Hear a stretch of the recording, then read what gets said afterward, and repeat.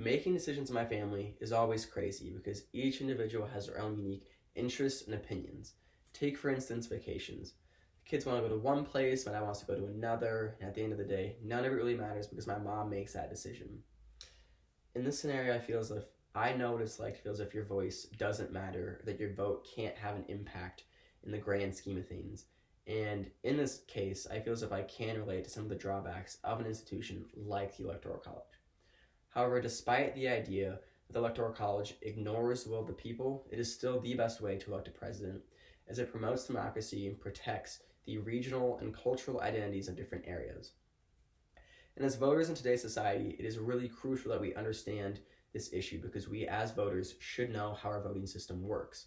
And so today I'll kind of be going over the Electoral College's role in ignoring the people's will, as well as its benefits and the fact that it does promote democracy as well as the protection of these different cultures and identities.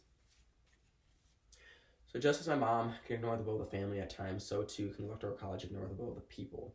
Take, for instance, the scenario. Published by Science in 2007, Bauderger brings up this idea of how Al Gore lost the 2000 presidential election despite winning the popular vote.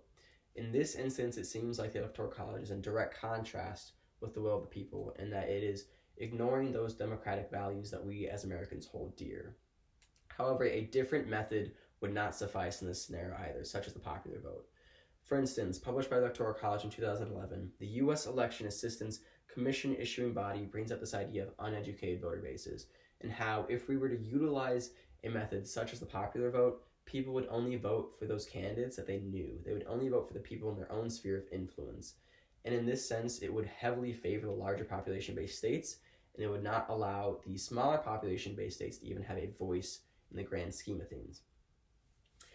And so while there are some limitations with the Electoral College, there's actually a lot of benefits with it as well, such as the promotion of democracy.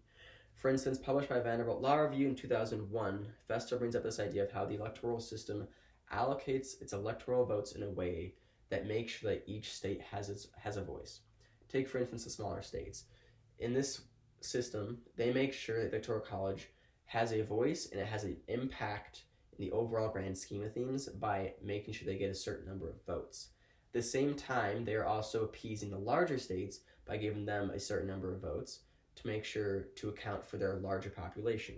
So by doing both sides and by helping balance both sides, they are ensuring unity through this sort of compromise, and it's kind of creating this sort of peace during the election system that is really helpful in electing a president.